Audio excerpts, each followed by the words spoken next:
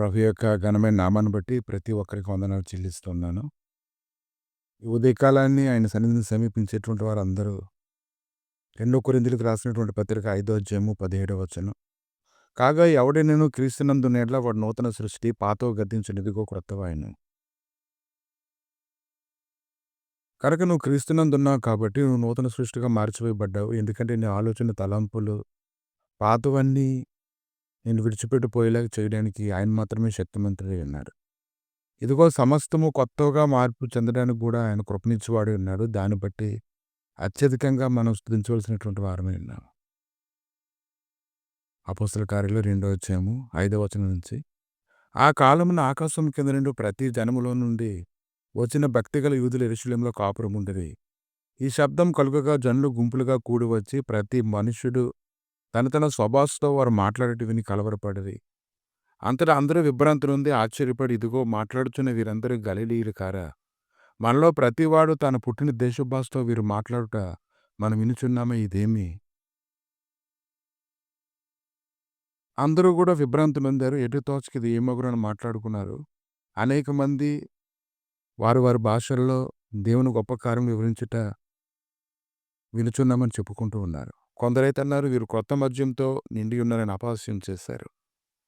అయితే పేతురు ఆ 11 కూడా లేచి నిలిచి బిగ్గరగా వారితో ఇట్లనెను, యూదయ మనుషులారా, యెరూషలేములో కాపురమున్న సమస్త జనులారా, ఇది మీకు తెలియగాక చెవియొగ్గి నా మాటలు వినుడి. మీరు ఊహించినట్లు వీరు మత్తులు కారు. పొద్దు పొడిచి జామైనా కాలేదు. యావేల ప్రవక్త ద్వారా చెప్పబడిన సంగతి ఇదే.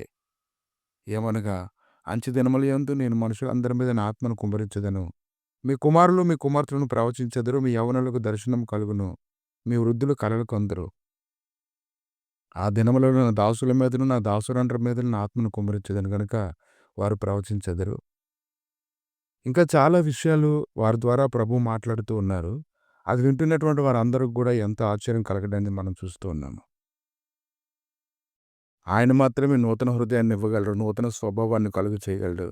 రాతి గుండె ప్రతి ఒక్కరి నుంచి తీసివేసి మాంస గుండెను ఇవ్వగలడు.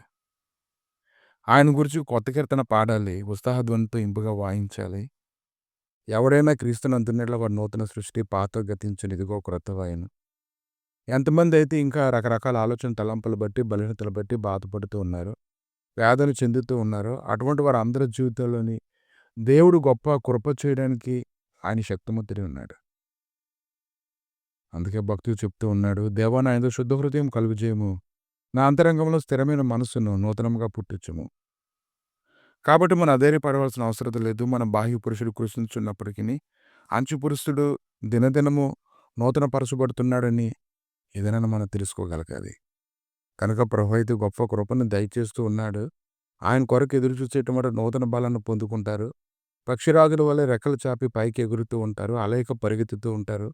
సమస్యలుగా నడిచిపోతూ ఉంటారు. కాబట్టి ఈరోజు ప్రాచీన స్వభావం అంతా దాని క్రియలతో కూడా మనం విడిచిపెట్టి జ్ఞానం కలుగు నిమిత్తము దాన్ని సృష్టించిన వారు పోలిక చొప్పున నూతన పరచబడుచున్న నవీన స్వభావాన్ని ఈ దినాన మనం ధరించుకోగలగాలి. కాబట్టి ఈ దినాన ప్రతి విషయంలో కూడా గొప్ప కృప దయచేసి దేవుడు మనతో ఉన్నాడు. అన్ని విషయములలో ఆయన కట్టడలు విధులు అనుసరించి గైకొన్నట్లు వారి శరీరంలో నుండి రాతి గుండెని తీసివేసి వారికి మాంస గుండెనిచ్చి వారికి ఏక మనసు కలుగజేసి వారి యొక్క నూతన ఆత్మను పుట్టించడానికి ఆయన శక్తిమంతుడై ఉన్నాడు. కాబట్టి మనలో ప్రతి ఒక్కరు కూడా పరిశుద్ధాత్మ పొందవాలని ప్రతి ఒక్కరి కొరకు కూడా ప్రార్థన చేయాలి.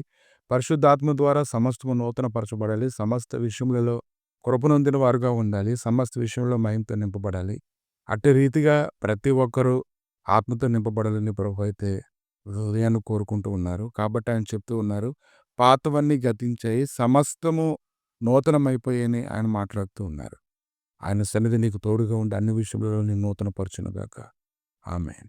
ప్రభువా, మీ దయగలిగిన హస్తాలకు నాయన ఈ సమయంలో అప్పగించుకొని ప్రార్థన చేస్తుండగా నీ సన్నిధిని సమాధానం నీ కృపను ప్రభువా తోడుగా ఉంచి అన్ని విషయంలో బలపరిచి స్థిరపరిచి మహిమతో నీ నడిపించమని, ప్రతి విధమైన కీడులో తప్పించమని, నీ సహాయకరమైన సన్నిధి ఇది మొదలుకొని సదాకాలం తోడుగా ఉంచి నడిపించమని యేసుక్రీస్తు నామములో అడిగి వేడుకుంటున్నాం తండ్రి. ఆమేన్.